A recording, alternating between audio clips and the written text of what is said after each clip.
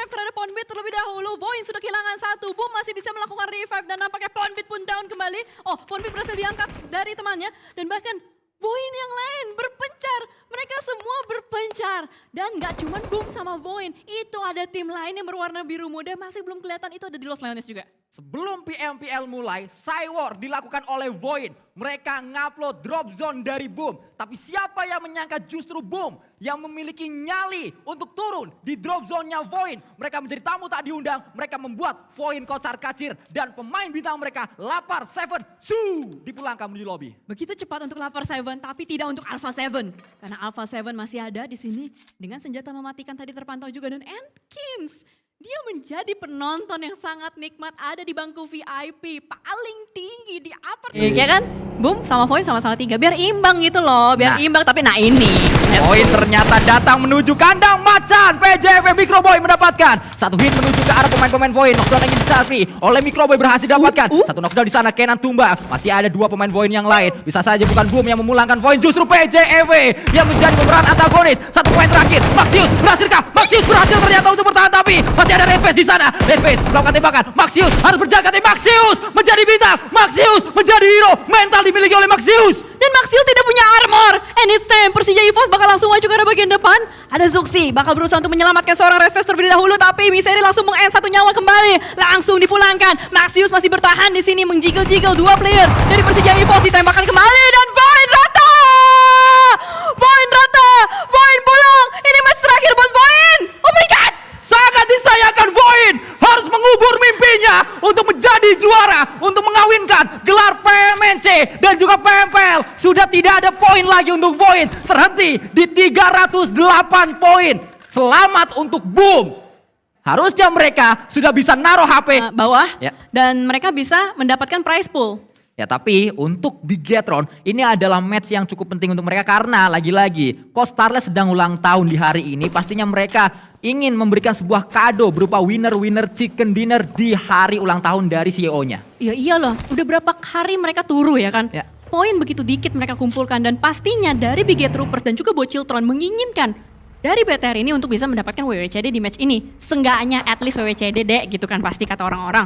Terus juga kalau kita lihat dari Glue Squad mereka diam-diam sudah mulai merangkak masuk ke arah bagian atas. Ada Stickly di sini yang sudah menjaga pergerakan dari arah kelihatan di depan sana bakal langsung di spray down aja, tapi nggak cukup banyak pelurunya untuk bisa menumbangkan satu, tapi ternyata Leon berhasil mendapatkan seorang Fnatic. Terus ada sebuah penjagaan angle yang pasti akan coba dilakukan Yoru. Jatuh, dia knockdown. Setelah tadi dia menjadi hero untuk timnya, saat ini justru menjadi pemain yang membuat timnya kehilangan banyak waktu. Karena ini sangat mengganggu gitu, mengganggu pergerakan dari GPX. Harusnya dia bisa bergerak dari tadi, tapi karena Yorunya down, mau nggak mau, dia harus melakukan healing dan melakukan revive dan bahkan digangguin oleh kepala suku. Ya, telat nampaknya untuk melakukan sebuah rotasi Blue Zone. Sudah bergerak untuk saat ini. Yoru punya kendaraan atau tidak? Kayaknya punya, tapi sulit untuk digunakan. Dan Yoru akan berjibaku dengan Blue Zone di sana. Tembakan dilakukan, tidak selamat Yoru. Nggak bisa selamat dengan situasi seperti ini. Ya udah di lockdown habis-habisan. Apalagi Cleo, what happen? Apa yang dia lakukan? Tidak ada obstacle sama sekali, tidak aware dengan positioning dari Redface yang bisa menembak dengan sangat mudah. Yoru, entah dia bisa bertahan berapa lama karena ini Blue Zone-nya udah mulai menyakitkan. Kita bisa melihat dari bagian DPS-nya tadi cukup deras. Bahkan ada follow up dari Miseri. Miseri bisa ngeliat banget Yoru ke area sebelah kiri dirinya. Bahkan tidak hanya Yoru, bosku sudah terbuka saat ini. Angle shoot menuju ke arah pemain-pemain GPX. Terlalu open, terlalu terbuka memang untuk pemain sekaliber PJV. Berarti GPX langsung rata begitu saja. Tidak berdaya sama sekali dan PJV sudah dominating dengan 5 eliminations dikantongi. Entry mereka dari arah jam 5 aman banget. Nggak ada yang ngegangguin sejauh ini kalau kita memandang. 8 tim tersisa, cukup cepat pengikisannya ya. Ya memang ini adalah match yang nampaknya akan cukup cepat terjadi, apalagi kemungkinan besar di stage ke-7 nanti sudah tinggal hanya beberapa tim saja. Stage ke-5 menuju 6 ini akan banyak fight yang terjadi, bahkan di bukit ini aja kalau kita lihat ada 3 tim. Benar, 3 tim dan Axel seorang diri. Dengan dia solo squad masih bisa mendapatkan satu player tadi di end begitu saja. Berusaha untuk follow up dengan sebuah needs, tapi sulit karena RRQ langsung bergerak mundur ke arah bagian belakang. Mundur ke arah belakang, malah ada Glue Squad. Kali ini mereka bakal bertemu. Squad Tembakan nampaknya oleh Nerpeko tadi. Nerpeko juga tidak hanya ingin mendapatkan Blue Squad satu pemainnya, dia ingin mendapatkan yang kedua bahkan yang ketiga. Tapi RRQ sadar ternyata zona tidak berpihak kepada mereka sehingga pergerakan harus segera dilakukan. Bigetron bisa menjadi penjegal saat RRQ atau Glue yang datang ke arah mereka. Bigetron menjadi satpam zona karena RRQ dan Glue sedang baku hantam, sedang bergesekan di sini. Utilities demi utilities terus ditimpukin menuju ke arah player-player dari RRQ. Terpantau di tas Nerpeko sudah tidak ada granat lagi. Mau tidak mau dia harus bergerak, tapi Bogel dengan sebuah needs-nya membuat RRQ tidak berdaya. Port seorang diri saja, solo squad di sini ditembakin juga, kiri dan kanan dijepit dan RRQ rata. Tabrak, itu yang dilakukan oleh Glue Squad. Glue Squad berhasil menabrak RRQ, tapi apa yang bisa mereka lakukan selanjutnya? Next-nya akan seperti apa? Karena setelah RRQ, Glue Squad harus menghadapi tim-tim lain. Bigetron masih ada di sana. Lalu jangan lupakan masih ada PJW juga. 21 NFT pun masih lengkap dengan 4 pemain mereka. Pikmi juga saat ini menjadi tim yang cukup sibuk. Oh my god, ini 5 tim dan 5-5-nya masih bisa dikategorikan cukup sehat ya, walaupun hanya PJW yang pincang seperti tadi kata Sandika. Melihat ke arah Pikmi sudah bertengger di bagian atas. Agak nyaman nampaknya untuk Pikmi, dia tinggal nembak-nembakin aja, tapi di sini ada yang tertembak. Xbox tertangkap basah ketika sedang berusaha untuk masuk ke dalam zonanya dan Red Face pun sama. Ini posisi dari Glue tidak nyaman, dijepit oleh 2 tim raksasa. Bahkan Red Face sudah langsung melakukan sebuah pergerakan. Nampaknya PJV ingin satu langkah di depan tim-tim lain. Mereka membuat sebuah setup. Zuxi harus menjaga angle, harus berhati-hati, harus menutup angle dari Glue juga. Tembakan dilakukan oleh Red Face saat Red Face tadi sudah berhasil untuk melakukan sebuah flag menuju ke arah yang berbeda, punya vision yang berbeda Red Face untuk saat ini. Ini benar-benar terbuli habis-habisan dari Glue Squad, gak bisa kemana-mana. Red Face pun berhasil untuk mendapatkan 1, bahkan ada follow up needs kembali dilakukan juga Glue. Hanya tersisa 1 saja, bahkan dari Bigetron. Red Villains pun sudah mulai maju ke arah bagian depan juga. Terus menghujani peluru, bahkan ada 1 player yang maju ke arah bagian depan. Bogel, entah apa yang bisa dilakukan hanya dengan 1 shotgun di tangan dia. Granat dilontarkan oleh Yuhai bisa membuat Bogel pulang, bahkan tidak hanya 1 granat. Ada 1 yang selanjutnya sudah pulang ternyata karena Misery yang mendapatkan 1 pemain terakhir dari Glue Squad. Ini yang disebut dengan perebutan eliminations antara Bigetron, Red Villains dan juga Persija EVOS. Mereka masuk dari 1 jalur yang mirip dan Misery terpantau. Ini dia tembakan rasa mantan dari Ryzen menuju ke arah Misery. Masih belum knockdown, masih bisa mendapatkan tempat bersembunyi. Misery memilih tempat yang cukup nyaman untuk sejauh ini karena dia bisa melakukan proning, memanfaatkan 1 celah di sini. Bahkan bagi yang dia miliki pun langsung ditembaki begitu saja. Nampaknya ingin menutup vision dari arah Bigetron dengan sebuah bagi tersebut. Dari arah 21 NFT sebenarnya bisa ngelihat ke area dari pemain-pemain PJV. Tapi entah apa yang terjadi, ternyata Bigetron 1 pemain tadi Tusun atau maksud saya knockdown. Kayaknya Bigetron ini ciong banget sama si Pikmi. Selalu loh. Tiap kali Bigetron melakukan rotasi, batu sandungannya itu si Pikmi. Ya, kalau kalian nggak tahu ciong itu sial. Ya, bagus, terima kasih atas translatannya.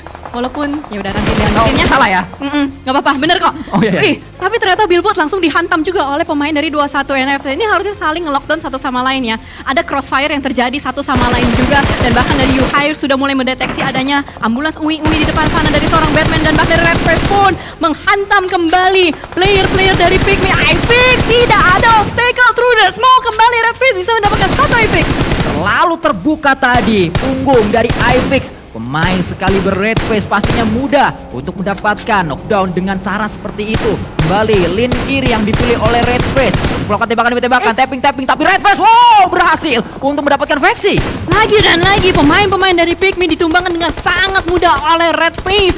Dan unstoppable untuk Persija EVOS.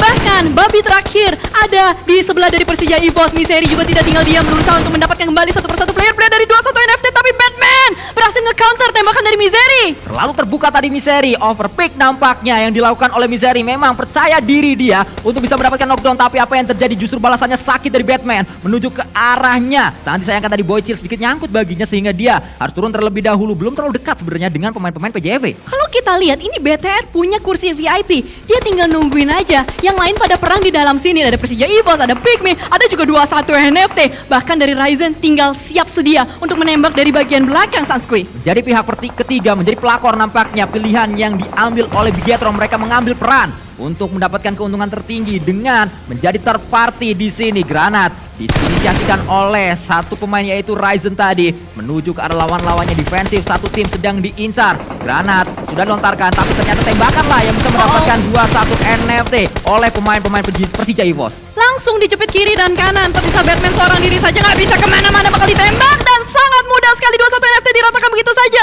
oleh Persija EVOS. Dan bahkan di sini tersisa 3 tim. Ada Bigetron Red Villains, ada Persija EVOS dan juga Pikmi Last Man Standing. Cobrenki.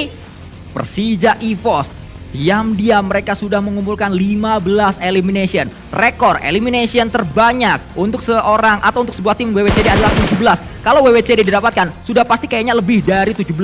Akankah pecah rekor elimination? Tapi di sini dari Cobrenki berusaha untuk melakukan defensif dengan menembak dengan S12 kah menuju ke arah bagian depan, masih belum terjangkau satu player tersebut dan langsung diganti menjadi senjata predator M4.